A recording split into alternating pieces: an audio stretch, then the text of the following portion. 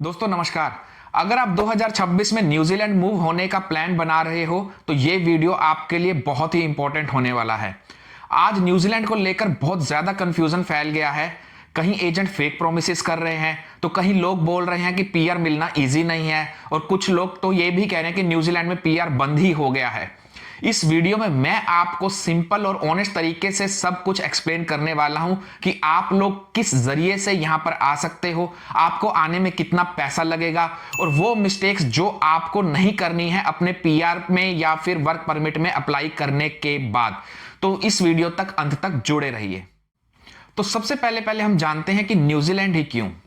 तो मैंने क्यों न्यूजीलैंड चुना मैं आपको वो भी बताऊंगा। तो देखो, न्यूजीलैंड चुनने का जो रीजन नंबर 1 है वो ये है कि ये एक डेवलप्ड कंट्री है। यहां पर फैमिली के लिए काफी सिक्योरिटी है, हेल्थ केयर अच्छा है, बच्चों के लिए आगे जाकर के यूनिवर्सिटीज अच्छे हैं। जहां पर आप अपनी और अपनी फैमिली के लिए कोई एक फ्यूचर प्रूफ कंट्री चुनना चाहते हैं तो मेरे हिसाब से न्यूजीलैंड को मैं खुद एक नंबर 1 प्रेफरेंस देता हूं। और देखो, जो दूसरा रीजन है वो है वर्क लाइफ बैलेंस। यहां पे वर्क लाइफ बैलेंस बहुत ही अच्छा है अगर आप इंडिया के कंपैरिजन में बात करें तो। अब क्यों अच्छा है? वर्क और लाइफ में हर किसी की अपनी अलग अलग प्रेफरेंसेस है। अगर आप वर्क के थ्रू बहुत ज्यादा प्रोग्रेस करना चाहते हो, आपके लिए यहां पर ये कंट्री खुला है। आप जितना मेहनत करोगे आपको उतना पैसा मिलेगा, आगे जाकर के जॉब्स में उतनी प्रमोशन मिलेंगी। तो बहुत ही बढ़िया है वर्क करने के हिसाब से। अगर आप वर्क और फैमिली के बीच में बैलेंस चाहते हो, मतलब आप चाहते हो मैं वीकडे में काम करूं, मैं 9 से 5 या 10 से 5 या जो भी आपके वर्किंग आवर्स हैं मैं वो जॉब करूं और साथ में मैं अपनी फैमिली का भी पूरा ध्यान रखूं, वीकेंड में अपनी फैमिली के साथ बिताऊं, शाम को मैं अपनी फैमिली के साथ कहीं बाहर जाऊं, तो ये भी आपके लिए सारा पॉसिबल है। और ये जो वर्क लाइफ बैलेंस का सवाल है ये हर किसी के जहन में इंडिया से मूव करते हुए होता ही है। तो इसके लिए मैं एक अलग वीडियो बनाने वाला हूं। आप मेरे चैनल को सब्सक्राइब कीजिए ताकि आपको उस वीडियो का नोटिफिकेशन सबसे पहले मिल सके। यहां पर मैं आपको शो करने वाला हूं कि कैसा न्यूजीलैंड का कल्चर है और कैसे लोग यहां पर वीकेंड पर लाइफ को जीते हैं। तो आप यहां पर आने से पहले वो वाला वीडियो देखिएगा, क्योंकि वो वीडियो मैंने सारा शूट कर रखा है, बस मुझे एडिट करना है। तो आप वो जो है वीडियो देखिएगा और उसके बाद आप डिसीजन लीजिएगा कि आपको यहां पर आना भी है या फिर नहीं। और मेरा जो खुद का भी एक तीसरा क्राइटेरिया था वो ये था कि मैंने किसी इंग्लिश स्पीकिंग कंट्री में ही मूव करना था, क्योंकि मैं पहले यहाँ पर एक दो कंट्रीज में रह चुका था जहाँ पे बहुत ही ज़्यादा लैंग्वेज का प्रॉब्लम होता था। तो आगे जाकर के मुझे लगता है कि बच्चों के साथ जो है एक लैंग्वेज अगर बैरियर आ जाता है तो बच्चे खुल करके अपनी लाइफ को नहीं जी पाते हैं। और इंग्लिश स्पीकिंग कंट्री में ऐसा कोई प्रॉब्लम नहीं होता है। अगर आपकी भी थोड़ी सी इंग्लिश कमजोर है, आप यहाँ पर आओगे तो डे टू डे लाइफ में जब आपके इंग्लिश के स्किल्स यूज होंगे तो आप बड़े इजीली पिक कर लोगे as compare to another languages. अगर हम जैसे बात करें जर्मनी की, तो वहां पे जो जर्मन लैंग्वेज है पता नहीं सीखना भी आसान है कि नहीं। चाइना की बात करें तो चाइनीज है, ठीक है। मलेशिया में आप जाने की सोचे तो वहां पे मले लैंग्वेज है, इंडोनेशियन में भी मले लैंग्वेज चलती है। तो दूसरे कंट्रीज में अगर आप जाने का सोचते हैं तो एक लैंग्वेज बैरियर एक बहुत ही बड़ा बैरियर हो जाता है और आगे जा करके आपको कहीं ना कहीं अपने लाइफ में अपने वर्क के अंदर प्रमोशंस लेने में भी काफी दिक्कतें आती हैं। तो लैंग्वेज बैरियर को अगर आप तोड़ना चाहते हो तो मैं कहूंगा कि आपको इंग्लिश स्पीकिंग कंट्री में ही मूव करना चाहिए। और जो चौथा रीजन मैंने यहां पे ऑब्जर्व किया है वो ये है कि यहां पर स्किल्ड वर्कर की हमेशा ही शॉर्टेज रहती है। आज से 5 साल पहले भी थी, 2 साल पहले भी थी और आज भी है। और एक और जो बहुत बड़ा रीजन ये भी है कि अगर आप यूएस, कनाडा या यूके के साथ कंपैरिजन करते हैं तो यहां पर जो कंपटीशन है वो काफी कम है, ठीक है। बट मैं आपको एक बात अभी भी क्लियर बता देता हूं कि ये कंपटीशन कम हो, स्किल्स की शॉर्टेज हो या जो भी आपको मार्केट में जो भी भ्रम फैलाया जा रहा है, बट न्यूजीलैंड में आना भी कोई इजी बात नहीं है। यहां पर आने का कोई भी ऐसा इंस्टेंट सक्सेस या कोई ऐसा मॉडल नहीं है कि आपने किसी एजेंट को बोला या आपने वीजा अप्लाई किया और आपने सीधा फ्लाइट की टिकट बुक करी और आप यहां पर आ जाएंगे। इसका भी एक क्लियर कट प्रोसेस है जो आपको फॉलो करना पड़ेगा अगर आप इंडिया से बाहर न्यूजीलैंड में सेट होने का सोच रहे हो तो। और अगर आप न्यूजीलैंड जैसे कंट्री की में बात करते हैं आने की बाहर, तो अगर आप प्लानिंग के साथ ही आओगे तभी आप सक्सेसफुल हो पाओगे, नहीं तो आपको यहां पर आने के बाद भी कहीं ना कहीं ऐसा ना हो कि 2 या 3 साल के बाद आपको वापस जाना पड़े। अब ये हमने जाना कि न्यूजीलैंड ही क्यों। अब हम बात करते हैं कि वो कौन से प्रैक्टिकल वेज हैं जिनके थ्रू आप यहां पर आ सकते हो। तो देखो, सबसे पहला जो पॉपुलर ऑप्शन है वो है वर्क वीजा। और उसमें भी जो वर्क वीजा है वो एक एक्रेडिटेड एम्प्लॉयर के थ्रू ही होना चाहिए और इस वीजा को हम कहते हैं AEWV, accredited employer work visa. इसमें क्या है, आपको एक जॉब बाहर से ही सिक्योर करनी होती है। एम्प्लॉयर एक्रेडिट होना चाहिए। एक एक्रेडिट एम्प्लॉयर की लिस्ट है, लिंक आपको डिस्क्रिप्शन में मिल जाएगा उसका। और आपका जो सैलरी और आपका जो रोल है वो बहुत ही इंपॉर्टेंट है इस सब के लिए। अगर हम बात करें कि कौन कौन से वो ऐसे फील्ड्स हैं जिसके अंदर आपको इस कैटेगरी में जॉब मिल सकती है, तो मैंने जो यहां पर ऑब्जर्व किया है तो वो 4 फील्ड्स हैं और इन चारों फील्ड्स के अंदर डिमांड काफी हाई रहती है। तो पहली फील्ड है आईटी की, वो तो कभी कम होती ही नहीं यहां पर। दूसरी फील्ड है हेल्थ केयर की, तीसरी फील्ड है इंजीनियरिंग की और चौथी फील्ड है ट्रेड की। इन चारों फील्ड के अंदर अगर आप काम करते हो तो आपको यहां पर जॉब ऑफर मिलना काफी इजी हो जाता है। अगर आपके पास कुछ सालों का वर्क एक्सपीरियंस है तो आपके लिए इस वीजा के थ्रू यहां पर आना सबसे इजीएस्ट ऑप्शन है। अब इसके बाद जो सेकंड रूट है यहां पर आने का वो है स्टडी के थ्रू। अब ये स्टडी के थ्रू किसके लिए अच्छा है? ये उन लोगों के लिए अच्छा है जो कि अभी या तो फ्रेशर हैं, अभी अभी स्टडीज कंप्लीट करी हैं, यंग हैं, या फिर जिनको 2 या 3 साल का एक्सपीरियंस है। क्योंकि कम एक्सपीरियंस होगा तो आपके जो पॉइंट्स हैं वो पूरे नहीं होंगे और स्टडी वीजा के थ्रू आपको यहां पर आना काफी बेनिफिशियल है as compare to other path. अब ये जो स्टडी वीजा का जो प्रोसेस है वो ये है कि आप यहां पर आए, आपने कोई कोर्स सिलेक्ट किया, आपने यहां पे कुछ साल पढ़ाई करी, फिर आपने यहां पे जॉब करी, जॉब करने के बाद आपने पीआर के लिए अप्लाई किया, आपका पीआर आ गया, फिर उसके बाद आपने कुछ साल यहां पे रहे और सिटीजनशिप के लिए अप्लाई किया। और रियलिटी ये है कि ये रूट बहुत ही महंगा है, इसमें लाखों रुपए तक खर्च होते हैं। अगर आपने कोई भी किसी भी प्रकार का गलत कोर्स ले लिया तो आपके पैसे भी गए, टाइम भी गया और एनर्जी भी गई। आप वो ही इस कोर्स को सिलेक्ट कीजिए जिसमें आपका इंटरेस्ट हो और आगे जाकर के आपके जॉब लगने की जो संभावना है वो बढ़ जाए और उसके बाद आपका पीआर लगना भी इजी हो जाए। ये जो अगला ऑप्शन है ये मेरा फेवरेट है, ये है रेजिडेंसी पाथवेज। ये जो है आपको डायरेक्टली रेजिडेंसी के थ्रू आप आ रहे हो, आप स्किल्ड माइग्रेंट कैटेगरी के थ्रू आ रहे हो, आपकी जो जॉब है वो ग्रीन लिस्ट में आपका जो जॉब रोल है वो आता है। अगर आपकी जॉब ग्रीन लिस्ट में है और सैलरी जो है थ्रेशोल्ड को मीट करती है तो पीआर का जो चांस है वो बहुत ही ज्यादा बढ़ जाता है। एजेंट अगर आपको बोले कि 100% पीआर गारंटेड है तो फिर भी समझ लो ये स्कैम है। चांस जरूर बढ़ जाता है बट गारंटेड यहां पर कुछ भी नहीं होता। तो अब हम बात करेंगे स्टेप बाय स्टेप प्रोसेस की। अगर मैं आपको इतना सिंपल प्रोसेस बता रहा हूं कि अगर आप थोड़ा सा भी अगर इनकी वेबसाइट पे जाएंगे, सब कुछ पढ़ेंगे तो आप ये सारा काम खुद ही अपने आप से कर सकते हो। तो सबसे पहले आपने क्या करना है, आपने ये लिस्ट देखनी है, लिंक डिस्क्रिप्शन में है। फिर आपने अपने प्रोफेशन को चेक करना है, क्या आपके प्रोफेशन की न्यूजीलैंड में डिमांड है। अगर आपकी डिमांड है तो आप आगे प्रोसीड कीजिए। फिर आपने एक इंग्लिश के टेस्ट को पास करना है जो कि आईएलटीएस या पीटीई के थ्रू होगा। जो स्कोर है वो आपको बहुत ज्यादा भी नहीं चाहिए, एक एवरेज स्कोर चाहिए जो कि कोई भी एवरेज बंदा निकाल लेता है।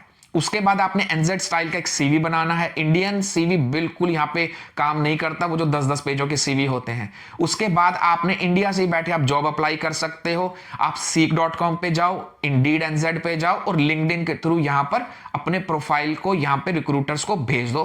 फिर एक जॉब ऑफर को सिक्योर करो। बट हाँ, वो जॉब ऑफर जो है वो आपको चेक करना है कि वो एम्प्लॉयर जो है वो एक्रेडिटेड लिस्ट में होना चाहिए। तो ये एक लिस्ट का डिस्क्रिप्शन है, यहां पर जाकर के आप एम्प्लॉयर की डिटेल्स डालिए और उसके बाद आपको पता चल जाएगा कि जो आपका एम्प्लॉयर है वो लिस्ट के अंदर है और उसका जो ये स्टेटस है वो कब खत्म हो रहा है वो भी आपको पता चल जाएगा। ऐसा ना हो कि वो आज उसका स्टेटस यस है, 2 महीने बाद वो खत्म हो जाए जब तक आप अपना वीजा अप्लाई करो। तो इस चीज को आप थोड़ा सा ध्यान रख लेना। आप अपने एम्प्लॉयर का जो स्टेटस है और उसका जो नेम है एग्जैक्टली मैच करता है कि। फिर आपने वीजा अप्लाई करना है, आपने अपना मेडिकल कराना है, पुलिस क्लियरेंस करनी है और अपने ये सारे जो डॉक्यूमेंट्स हैं, मैं एक आपको एक चेकलिस्ट दूंगा और इन डॉक्यूमेंटेशन के ऊपर मैं एक सेपरेट वीडियो बनाने वाला हूं क्योंकि जो बहुत सारे इंडियंस हैं उनके डॉक्यूमेंट्स जो हैं वो पूरे नहीं होते और एंड टाइम पे उनके वीजा के डिले हो जाते हैं। देखिए, अगर आप अपनी ये डॉक्यूमेंटेशन आज ही पूरी कर लो, चाहे आप न्यूजीलैंड आना चाह रहे हो, ऑस्ट्रेलिया जाना चाह रहे हो या किसी भी कंट्री में जाना चाह रहे हो, तो आपको सबसे पहला काम डॉक्यूमेंटेशन करना ही है। इसमें आपका कोई भी खर्चा नहीं आने वाला। ये सारे डॉक्यूमेंट मोस्टली हमारे घरों में पड़े ही होते हैं, थोड़ा बहुत बस उसको हमने जो है या तो उसको ट्रांसलेट कराना है या फिर हमने उसको क्या करना है कि कहीं से कोई अटेस्ट कराना है, कुछ कराना है। ये सारा काम आप बैकग्राउंड में पहले ही करके रखो, और जब आपका कोई इंटरव्यू होगा और आप कहोगे कि मेरी सारी डॉक्यूमेंटेशन ऑलरेडी तैयार है, तो उस केस में भी आपकी जो है इंटरव्यू क्लियर होने के चांसेस बढ़ जाते हैं, क्योंकि कोई भी बंदा है उसको पता है कि अगर मैं इस कैंडिडेट को लेता हूं, इसके पास सब कुछ रेडी है, तो मुझे जो है कम वेट करना पड़ेगा अपने एम्प्लॉयर को यहां पर बुलाने के लिए। तो फिर उसके बाद क्या है, आप न्यूजीलैंड मूव करो। आपकी जो इनिशियल स्ट्रगल है वो नॉर्मल है, तो उसके ऊपर भी मैं एक वीडियो जरूर बनाऊंगा कि मुझे क्या क्या स्ट्रगल का सामना करना पड़ा था और आपको पहले से 2 महीने के अंदर कितना आपके पास पैसा होना चाहिए। तो इसके ऊपर एक सेपरेट वीडियो बनेगा, इसलिए बार बार कह रहा हूं आप चैनल को जरूर सब्सक्राइब कीजिए। इनिशियल स्ट्रगल तो चलो जरूर होगी, बट ये लॉन्ग टाइम प्लानिंग के लिए ये सब भी बहुत जरूरी है। तो याद रखो, वीजा से पहले आप अपनी जॉब के ऊपर ही फोकस करो। तो चलो अब मैं आपको मोटा मोटा कॉस्ट ब्रेकडाउन बता देता हूं को आपको यहां पर आने में जो है कितना पैसा लगेगा। तो सबसे पहले देखो, आपको एक इंग्लिश टेस्ट देना पड़ेगा, जो कि 15 से 20 हजार आपका आइल्स का जो भी टेस्ट होगा वो चाहिए आपको। फिर आपका थोड़ा सा मेडिकल और पुलिस जो वेरिफिकेशन और मेडिकल के लिए 20 से 30 हजार जाएगा। वीजा की फीस शायद 70-80 हजार चल रही है आजकल, तो वो लगेगी। और उसके बाद आपके पास 1 महीने यहां पर एक्सपेंस होना चाहिए। तो इसके लिए आप मेरा दूसरा वीडियो देख सकते हो, कॉस्ट ऑफ लिविंग या फिर cost of expenses in New Zealand. तो मोटा मोटा कहूं तो 2 से 3 लाख रुपए तो आपको चाहिए ही चाहिए वहां से यहां पर आने के बाद। इसके बाद आपको एक एयरलाइन की टिकट का खर्चा लगेगा, जो कि वन वे आपको पड़ेगी 50 से 60 हजार की। और ये सब के बाद जब आप यहां पर कोई भी घर लोगे, आपको वहां पर इनिशियली कुछ डिपॉजिट देना पड़ेगा, जिसको हम यहाँ पे बॉन्ड कहते हैं। वो जनरली 2 वीक का रेंट होता है। तो आप मान के चलिए कि आपको 4 या 5 लाख रुपए तो चाहिए यहां पर मूव होने के लिए एटलीस्ट। तो अब बात करते हैं वो कॉमन मिस्टेक्स जो ज्यादातर इंडियंस या फिर बाहर से भी कोई आ रहा है वो कर लेते हैं। देखो, सबसे पहली जो मिस्टेक होती है वो ये होती है कि आप ब्लाइंडली किसी भी एजेंट पे ट्रस्ट कर लेते हैं और पैसे उसको डिपॉजिट कर देते हैं। दूसरी मिस्टेक ये होती है कि कोई भी किसी भी प्रकार का फेक जॉब ऑफर जो है एक्सेप्ट कर लेते हैं और उस फेक जॉब ऑफर के ऊपर वीजा अप्लाई करने की कोशिश करते हैं। और तीसरी जो बिगेस्ट मिस्टेक है वो ये है कि बहुत सारे बच्चे जिनको ज्यादा एक्सपीरियंस तो होता नहीं, गलत कोर्स को सिलेक्ट कर लेते हैं और उसके बाद यहां पर आ जाते हैं, पढ़ाई करते हैं, उनको ना पार्ट टाइम जॉब मिलती है, ना कोर्स कंप्लीट करने के बाद जॉब मिलती है, और वो सीधा यहां से वापस चले जाते हैं। तो आपको कभी भी जीरो रिसर्च के साथ नहीं आना, आपको पूरी के पूरी रिसर्च करनी है। अगर आप स्टडी वीजा के थ्रू आ रहे हो तो आपको अपनी यूनिवर्सिटी की, अपने कोर्सेज की और उस कोर्स से रिलेटेड जॉब्स मार्केट में है कि नहीं, इन 3 चीजों की तो बहुत ही डीप रिसर्च करनी है। आप किसी भी एजेंट पे, मेरे पे या फिर यूट्यूब के वीडियोस पे किसी पे भरोसा मत करना। आपने सिर्फ ये जो है आपका ही पैसा स्टेक में लगा हुआ है और आपने खुद ही सारी रिसर्च करनी है, नोट्स बनाने हैं और उसके बाद ही डिसीजन लेना कि आपने वहां से यहां पर मूव होना है कि नहीं। मैं नहीं चाहता कि आपके 20 से 40 लाख रुपए फालतू में वेस्ट हो जाएं। तो देखिए, जो भी आपका मेन एम है वो तो यही है कि आपको यहाँ का पीआर मिले, परमानेंट रेजिडेंसी मिले, फिर आगे जाकर के आप सिटीजन में उसको कन्वर्ट कर सकें। तो देखिए, इस चीज का कोई भी कॉपी पेस्ट या फिर शॉर्टकट नहीं है। हर किसी के पास अपने अलग स्किल्स होते हैं। कोई डॉक्टर है, कोई इंजीनियर है, कोई कारपेंटर है, कोई पेंटर है। तो सबने अपने, जो भी व्यक्ति यहां पर आना चाहता है तो उसने अपने स्किल्स के हिसाब से अपनी रिसर्च खुद ही करनी है। किसी के वर्ड ऑफ माउथ पे बिल्कुल भी विश्वास नहीं करना। अपना पैसा अपने पास आपको अपनी ही जेब से लगाना है। तो ये तो हमने बात करी अभी तक कि कैसे आना है, क्या क्या वेज है यहां पर आने का, ठीक है। बट अब हम बात करेंगे कि किसको यहां पर आना चाहिए।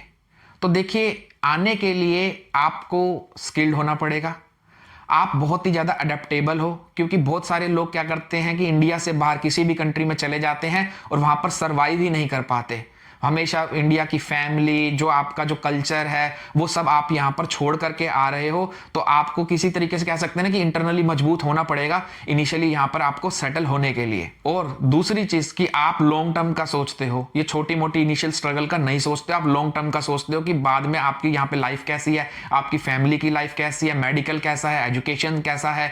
तो ये सब का अगर आप सोचते हो, आप लॉन्ग टर्म के बारे में सोचते हो, तो यहाँ पर आना, बाहर आना इंडिया से आपके लिए कारगर है। मगर हाँ, अगर आपको इनिशियली इंस्टेंट सोच रहे हो कि मैं पैसे कमाने आ जाऊंगा, 1 से 2 साल में इतना पैसा यहां पे कमा लूंगा, फिर मैं इंडिया मूव हो जाऊंगा, तो ऐसा बिल्कुल नहीं है। इनिशियली आपका 2 साल तो आपकी जेब से ही लगने वाला है। क्यों? क्योंकि आपके पास ये ना यहाँ पे घर है, ठीक है, आपने एयरलाइन की टिकट्स पे खर्चा करना, अगर आप स्टडी के थ्रू आ रहे हो तो आपने फीस भरनी है, फिर आते ही अगर आपकी यहाँ पे जॉब नहीं लगती तो 3 से 4 महीने आपको अपनी जेब से अपना एक्सपेंस उठाना है, वो भी डॉलर के अंदर। तो ये सब के लिए देखिए पैसा चाहिए, और ये सब पैसा इनिशियली क्या है, जेब से ही खर्च होता है। तो आप अगर कभी भी, मैं तो हमेशा यही सजेस्ट करता हूं, कभी भी इंडिया से मूव होने का सोच रहे हो तो कभी भी रिसर्च मत छोड़ना। मैं खुद अपना केस बताता हूं कि मैं 3 साल तक रिसर्च ही करता रहा था। न्यूजीलैंड मूव होने से पहले मैंने ऑस्ट्रेलिया की इतनी रिसर्च करी थी, इतनी रिसर्च करी थी कि मेरे को यहाँ से ज़्यादा वहाँ का पता था। वहाँ का पीआर प्रोसेस क्या है, वहाँ का जो है एजुकेशन सिस्टम क्या है, मुझे सब कुछ पता था वहाँ का। ठीक है, फिर बट मैंने फिर इस कंट्री को चुना आने के लिए।